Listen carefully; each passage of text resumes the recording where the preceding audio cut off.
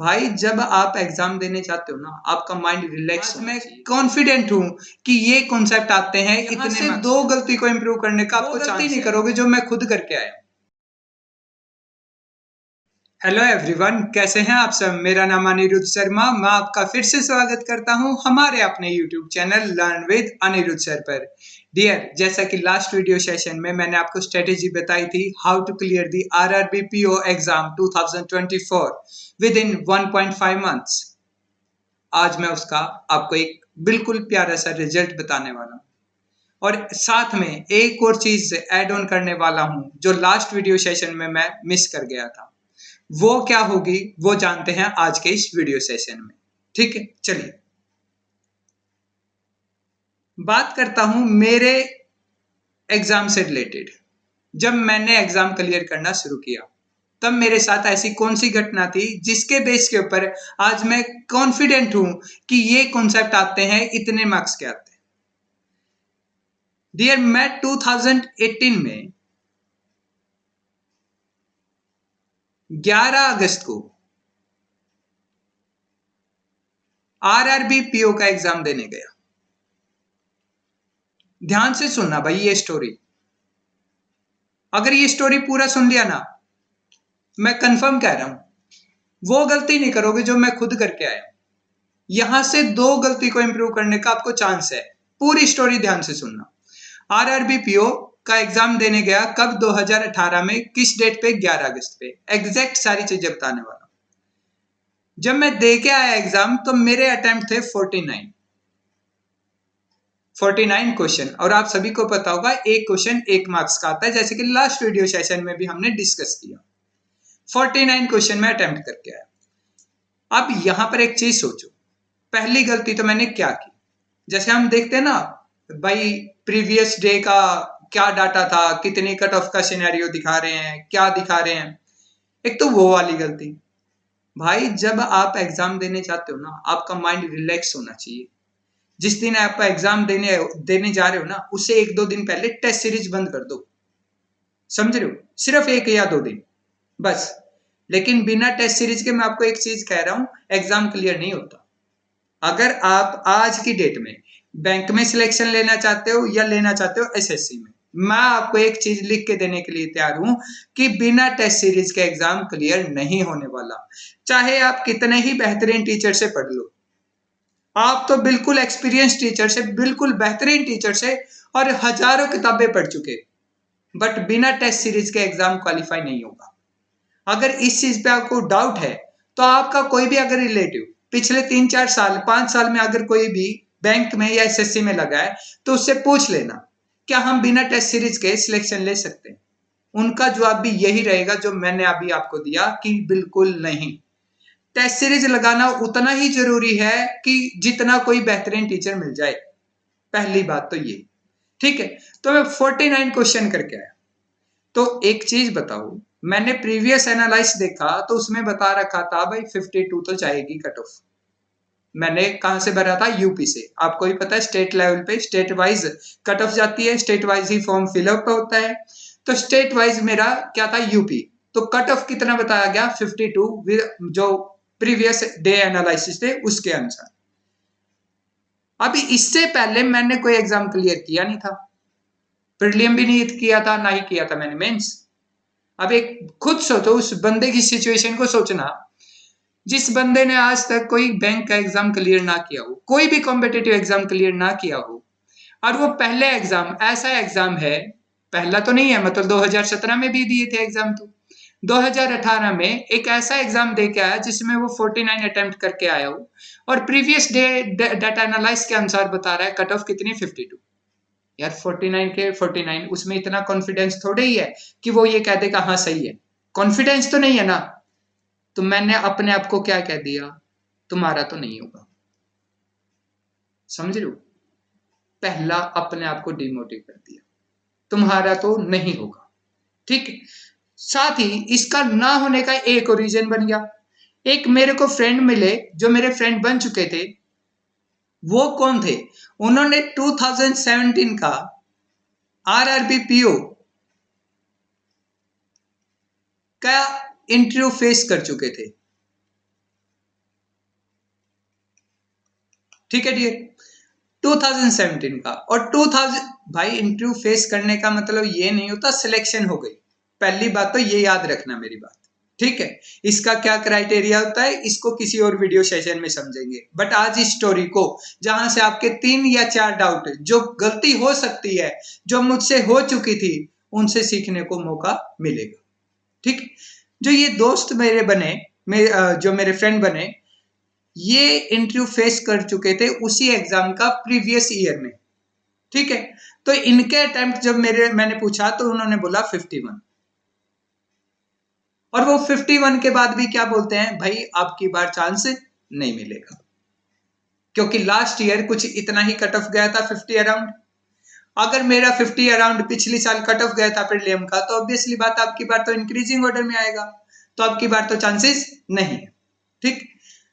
एक तो मैं, जिसका उस डेट से पहले कोई एग्जाम क्लियर था ही नहीं, एक ये व्यक्ति जो कि प्रीवियस ईयर में उसी एग्जाम का इंटरव्यू दे चुके थे, अब ये कह रहा है 51 पे भी क्या नहीं होगा, और ये कह रहा है भाई 49 वाला अगर उसका नहीं तो मेरा तो वैसे भी नहीं था। बोलो हाँ या ना, समझ में आई बात? अब कितना डिमोटिव हो चुका आप खुद समझिए, ठीक। अब बात करता हूं 12 सितंबर की। 12 सितंबर की रात को आरआरबी पीओ का प्रीलियम का रिजल्ट आ चुका। ऑब्वियसली बात है 11 अगस्त से लेके 12 सितंबर तक तो मैं इतना डिमोटिव था, इतना तो और कॉन्फिडेंस था मेरे में कि हाँ भाई होने वाला नहीं है, तो मेंस की अभी तैयारी करूं क्यों? भाई मेंस की तैयारी करने का तो फायदा तभी है ना जब आपके मन से एक डाउट निकले, भाई प्रीलियम तो निकाल दूं। मेरे मन में भी वही डाउट था, क्योंकि स्टूडेंट तो उस समय भी मैं भी था। चलो आज टीचर हूं, लेकिन रहा तो कभी ना कभी मैं भी स्टूडेंट था। अब मेरे मन में भी यही डाउट था, भाई नहीं होने वाला, ठीक है पहले प्रीलिम क्लियर कर लूं फिर मेंस देखेंगे। 12 सितंबर को जब रिजल्ट आया, और इससे नेक्स्ट डे मेरा था एग्जाम NIACL का, ठीक है डियर। तो इनका फोन आया, कहते हैं अनिरुद्ध मेरा नहीं हुआ भाई। अब एक चीज सोचो, अनिरुद्ध इसके अपने माइंड में इसके लिए क्या धारणा बनाया कि इस मेरा हो या ना हो इस बंदे का हो सकता है, अगर इसका नहीं हुआ तो मेरा तो पॉसिबल ही नहीं है, ये मेरी मेंटेलिटी थी, ठीक है। तो ये क्या हुआ, 12 सितंबर को रिजल्ट आया, इन्होंने बोला रात के 10 अराउंड बजे थे कि मेरा नहीं हुआ। तो अनिरुद्ध क्या स्कोर कार्ड चेक कर रहा होगा, क्या रिजल्ट चेक किया होगा? एब्सोल्युटली नो, क्योंकि भाई अभी तक तो डाउट है, अगर देख लिया कंफर्म है, और 13 सितंबर को NIACL का एग्जाम है, तो और भी दिमाग खराब होगा। तो मैंने इस एग्जाम के चक्कर में उस दिन रिजल्ट ही नहीं चेक किया, किस दिन, 12 सितंबर को। अब बात आती है 13 सितंबर एग्जाम देके गया, 14 सितंबर मिस हो गया, 15 सितंबर को क्या हुआ, वैसे ही अचानक से माइंड में एक थॉट आया कि अनिरुद्ध इतने आप फेलियर देख चुके हो, तो एक और रिजल्ट सही। आपके मन में भी होता है ना कि अगर कोई रिजल्ट, बेशक से आपने ये मान लिया हो मेरा नहीं होने वाला, अगर आप चेक नहीं कर रहे हो तो आपके मन में ये रहता है एक बार तो चेक कर लेता हूँ, पता नहीं क्या होगा, पता नहीं क्या रहा होगा, चेक कर लेते हो ना। तो मैंने 15 सितंबर को चेक किया, और डियर मेरा तो एग्जाम था क्लियर्ड, और इनका नहीं हुआ। अब आता है टर्निंग पॉइंट जो आपको समझना चाहिए, जो आपके लिए मैंने ये स्पेशली अपने किस्से से ये वीडियो आपको बना के दी। यहां पर आता है आपको समझने की बहुत ज्यादा जरूरत है, ये समझिएगा क्या था। मेरा तो 49 पे भी क्लियर हो गया, जिसमें कॉन्फिडेंस ही नहीं था, और जिनका ना होने का कॉन्फिडेंस था उनका भी नहीं हुआ। मेरा हो गया और उनका नहीं हुआ, ऐसा क्यों? डियर जब हमारा 7 दिनों के बाद, जैसे आता है ना 5 से 7 दिनों के बीच में स्कोर कार्ड आया, तो एक चीज एनालाइज करने को मिली, मेरे जितने भी क्वेश्चन मैंने अटेम्प्ट किए थे वो सारे के सारे कितने थे, सही थे। क्या थे वो? सही। अब मेरा स्कोर कार्ड आप सोचिएगा, अगर आपने तैयारी कर रखी है, अगर मेरे 49 सही हैं, ठीक है, तो मेरा स्कोर कार्ड क्या आएगा बैंक के एग्जाम में? अगर आप सोच रहे हैं 49, तो भी गलत है, 48 तो आ ही नहीं सकता, क्योंकि 49 मेरे सही है, तो स्कोर कार्ड क्या आएगा? मेरा स्कोर था डियर 50.50। अब आपके मन में एक ख्याल जरूर आ रहा होगा, सर या तो ये केस झूठा या आप झूठे। डियर ना ही तो मेरा केस झूठा ना ही मैं झूठा, अगर चाहोगे तो इसका एविडेंस मैं आपको प्रोवाइड कर दूंगा। ये 50.50 का मतलब समझो क्या है। ये जो मैंने 1.5 मार्क्स एक्स्ट्रा लिए हैं वो किस वजह से आए हैं। एक तो मेरा कोई भी क्वेश्चन गलत नहीं है, तो मेरे को मिला ये 1.5 किस चीज के लिए, एक्यूरेसी मार्क्स। अब ये एक्यूरेसी मार्क्स क्या होता है सर? डियर मान के चलो आप किसी शिफ्ट में एग्जाम दे के आए और वो अगर बात करूं ऑन एन एवरेज अटेम्प्ट की, तो अटेम्प्ट हुए वहां पर फॉर एग्जाम्पल बात करें बिल्कुल डिफिकल्ट एग्जाम था, अटेम्प्ट थे ऑन एन एवरेज कितने 30।